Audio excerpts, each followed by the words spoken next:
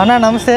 గడిచిన 5 ఏళ్లుగా కాపుల రిజర్వేషన్ల అంశం అనేది కాపు ఉద్యమ నేతగా చలామణి అయిన వ్యక్తి, కాపు చేసే నాయకులు ముద్రగడ పద్మనాభం గారు గడిచిన వైసీపీ హయాంలో మాట్లాడకుండా ఇప్పుడు తాజాగా కూటమి ప్రభుత్వం ఏర్పాటైనాక రిజర్వేషన్ల అంశాన్ని తెర మీదకి తీసుకొస్తున్నాడు. అప్పుడు ఎందుకు మర్చిపోయారు, ఇప్పుడు ఎందుకు గుర్తొచ్చిందంటే మీరేం చెప్తారు? ముందుగా ముద్రగడ గురించి మనం చెప్పాలి. ముద్రగడ ఒక చెప్పాలంటే ఏంటంటే కాపు జాతి అని పేరు పెట్టుకున్నాడు. ఆ రోజు చిరంజీవి పార్టీ పెట్టినప్పుడు సపోర్ట్ చేశాడా? నెక్స్ట్ పవన్ కళ్యాణ్ పార్టీ పెట్టినప్పుడు సపోర్ట్ చేశాడా? కాపులేక పార్టీ పెట్టింది.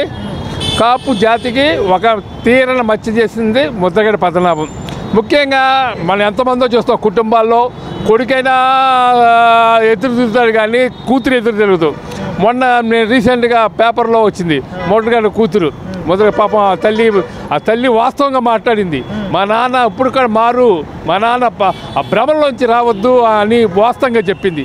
ఏమో కన్న కూతురే ఇలా చెప్తుంటే ఇంకా సామాన్య పదులు ఏంటి? తన కడుపున పుట్టిన కూతురే ముద్రగడ్డను వ్యతిరేకిస్తుంది, తండ్రిని వ్యతిరేకిస్తుంది. ఇదంతా ముద్రగడ్డ చేసుకున్న ఇదంతా కూడా ఏదో కాపు జాతికి ఏదో చేస్తానని ఊళ్ళే బిల్డప్పే కానీ ఏం చేయడు. కానీ ఒక్క విషయం మాత్రం ముద్రగడ్డ శోభాష్ అనిపించాడు. ముద్రగడ్డ పద్మనాభరెడ్డి మా కాపుకి ఎంతో సంతోషం ఉంది. మా జాతిలో నుంచి వెళ్ళిపోయినందుకు, రెడ్డిలో జాతి కలిసినందుకు మేము ఎంతో సంతోషిస్తాం. తానే మార్చుకునేందుకు చాలా సంతోషంగా ఉంది. ఈయన చూస్తే ఏనాడే రంగగారి విగ్రహం ఆవిష్కరించాడండి. ముద్రగడ కాపు జాతి అంటాడు. ఒక్క రంగగారి విగ్రహం ఆవిష్కరణ పోలేదు, ఒక్కది కూడా లేదు. ఈ ముద్రగడ పద్మనాభానికి వెళ్ళిపోయినందుకు కాపు జాతి కూడా ఎంతో సంతోషిస్తున్నాం. రెడ్డి తనంతా తాను వెళ్ళినందుకు చాలా సంతోషంగా ఉంది. మా రెడ్ల జాతిలో కూడా రావద్దని చెప్పేసి కొంతమంది కూడా కోరుకున్నారు. అయినప్పటికీ కూడా అది జరిగిపోయింది. ఆఖరికి రెడ్లు కూడా ఆయన వ్యతిరేకించారు. అలా చూడొచ్చు. మరి ఏమంటే అంత అదవని రెడ్లు కూడా ఒప్పుకోకపోతే ఇంకా అంత అదవని మనం అనుకుంటే, ఇప్పుడు అతను నేను రెడ్డికి మార్చుకుంటున్నాడు, రెడ్డిగా మార్చుకుని వెళ్ళిపోయాడు. వాళ్ళు కూడా రాదంటే మనం ఏం చేస్తాం? అది వాళ్ళు కూడా వెళ్ళి చేస్తే అంతే అదవని అర్థం అవుతుంది ముద్రగడ పద్మనాభం. ఇప్పుడు ప్రస్తుతం రాష్ట్రంలో 40% ఓటు షేర్ ఉన్న వైఎస్ఆర్సీపీ పార్టీకి ఆ పార్టీ అధినేత మాజీ ముఖ్యమంత్రి జగన్మోహన్ రెడ్డికి ప్రతిపక్ష హోదా కల్పిస్తే కానీ అసెంబ్లీలోకి రాడు అని చెప్పేసి ఆ పార్టీకి సంబంధించిన నాయకులు మాట్లాడుతున్నారు. వాస్తవానికి ఆయనకి ప్రతిపక్ష హోదా కల్పించాలా లేదా అంటే ఒక కామన్ మ్యాన్గా మీరేం చెప్తారు? ఏమంటే ప్రతిపక్ష హోదా కల్పించాలి. మినిమం ఇన్ని సీట్లన్నీ మినిమం 18 సీట్లు గెలవాలి మినిమం.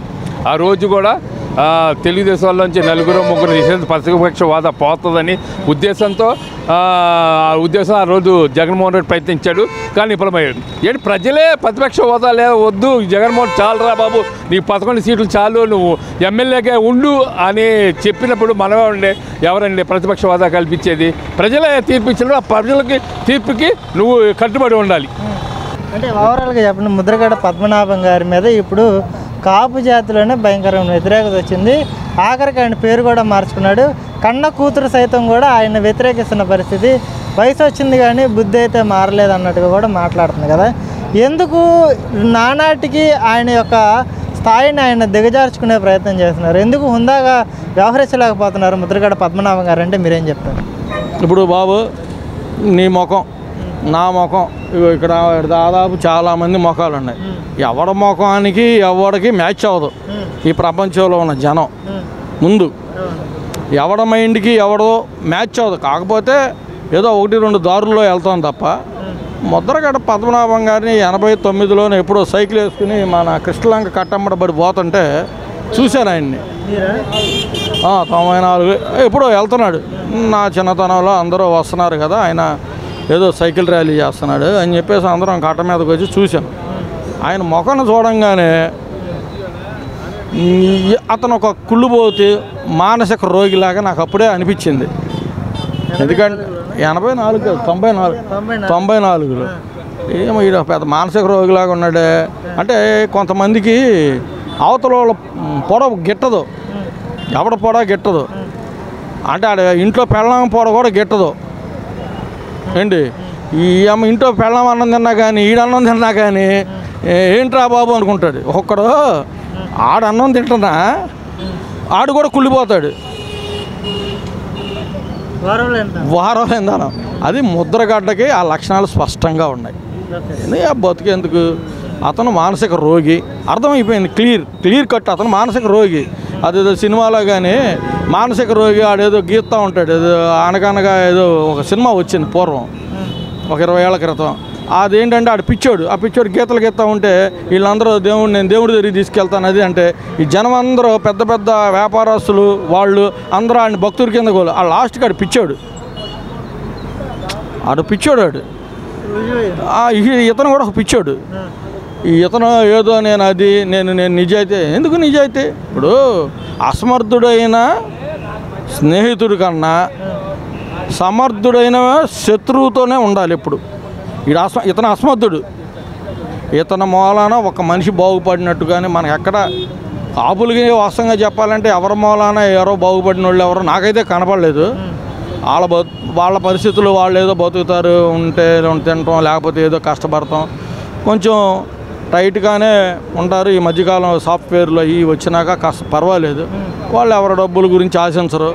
లక్షలు కోట్లు కావాలన్న ఫీలింగ్లో కూడా ఉండరు. ఎందుకంటే నాకు బాగా పరిచయాలు ఉన్నాయి కాబట్టి అందరికీ అంత ఆశ ఉండదు. ఏదో మనం ఉండాలి, ఏదో ఒక మిడిల్ క్లాస్లో మనం ఎవరితో మాట్లాడకుండా గౌరవం ఉండాలి. ఈ బ్యాంకులు దోసేయాలి, ఈ స్థలాన్ని దోసేయాలి, ఏంటి అది దోసేయాలి, ఇది దోసేయాలి అన్న ఆలోచన ఉండదు. 99% ఉండదు. ఎవరో ఒకళ్ళారో తప్పుడాళ్ళు ఉంటారు, నేను కాదంట్లా. వీళ్ళు మధ్యతరగతిగానే ఆలోచిస్తారు. ఎక్కువ డబ్బుల గురించి కూడా నెత్తి మీద పెట్టుకుని ఇవన్నీ వాళ్ళు అంత రిస్క్ బేర్ చేయరు. అలాంటి వ్యక్తుల్ని మనం ఏం చేయాలి? ఫైనల్గా తీసుకోవాల్సిన నిర్ణయం, జాతి తీసుకోవాల్సిన నిర్ణయం ఏంటి? జాతి పాపం వాళ్ళు ఏం చేస్తారండి? అమాయకులు, మా వాళ్ళు అమాయకులు. వాళ్ళు ఏం పాపం ఎవరు ఏం చెప్పినా నమ్ముతారు. తర్వాత వాళ్ళకేమో వాళ్ళ కష్టం, ఇంటికి రాగానే వాళ్ళ కష్టం వాళ్ళకి తప్పదు. అది పరిస్థితి. అంటే చెప్పండి, ఆ హోదా ఇస్తేనే నేను అసెంబ్లీలోకి వస్తానని చెప్పేసి కొంతమంది వైసీపీ నాయకులు మాట్లాడుతున్నారు. మనం దీన్ని అంగీకరించవచ్చా లేదంటే మీరేం చెప్పారు? అంగీకరించడం అంటే ఇప్పుడు అతన్ని పక్కన పెట్టేశారు. పక్కన పెట్టేసినాక నాకు ఆ హోదా కావాలని బెగ్గింగ్ చేసుకోవటం అది ఎంత మటుకి కరెక్ట్? అది ఇప్పుడు అతనికి ప్రతిపక్షం కూడా లేదు. ప్రజలు తీర్పిచ్చారు. రాజ్యాంగం ప్రకారం ఎట్లా ఉంటుందో దాని ప్రకారం స్పీకరు ఆమోదిస్తాడు. రాజ్యాంగం వాళ్ళ ఇష్టం వీళ్ళ ఇష్టం ఎవరిది ఉండదు కదండి. వీళ్ళు ఇప్పుడు మాకు ముఖ్యమంత్రి కావాలంటే ఇస్తారా? ఎవరు కదా. ఇప్పుడు వాళ్ళు ఏంటంటే మరి తెలిసి మాట్లాడుతున్నారో లేకపోతే ఇంకా సోయిలో ఉన్నారు. అందరినీ పిక్కు తిన్నారు, అప్పచెప్పేశాడు. ఎవడు కాండే పిక్కు తిన్నారు. పిక్కు తిని ఇంకా ఆ ఫ్లేవర్లో నుంచి బయటికి రాలా. ఆ ప్రజలను పిక్కు తిన్న ఫ్లేవర్లో నుంచి వారు రెడ్డి గ్యాంగ్స్ బయటికి రాలా. అది ముఖ్యమంత్రిగా ప్రమాణ స్వీకారం చేసి నిండా 4 రోజులు కాకముందే వాలంటీర్ వ్యవస్థకి చంద్రబాబు నాయుడు మంగళం పాడేశాడని చెప్పేసి ఇప్పటికే వైసీపీ పెద్ద ఎత్తున ప్రచారం చేసుకుంటుంది కదా. నిజంగా ఈ వాలంటీర్ వ్యవస్థ వల్ల ఏదైనా సామాన్య మధ్యతరగతి ప్రజానీకానికి ఉపయోగమా అనార్థమా అంటే మీరేం చెప్తారు? వాలంటరీ వ్యవస్థ ప్రచారం అని మీరే చెప్పారు. అది ప్రచారాన్ని మాట పక్కన పెట్టండి. వాలంటరీ వ్యవస్థ అన్నది ఉపయోగమే కానీ ఇతను ఎట్లా చేశాడంటే సైనికత్వంగా వాళ్ళని ఏదో పాపం వాళ్ళు ఏదో జీతానికో ఇళ్ళకాడ వస్తున్నారు, చూస్తున్నాం మనం ఇళ్ళకాడ. వాళ్ళు కూడా పెన్షన్లు అవన్నీ తీసుకొచ్చి సర్వీస్ చేస్తున్నారు. వాళ్ళదేం తప్పులేదు కానీ వాళ్ళని కూడా క్రిమినల్స్గా తయారు చేద్దామని జగన్ రెడ్డి వేసాడు స్కెచ్.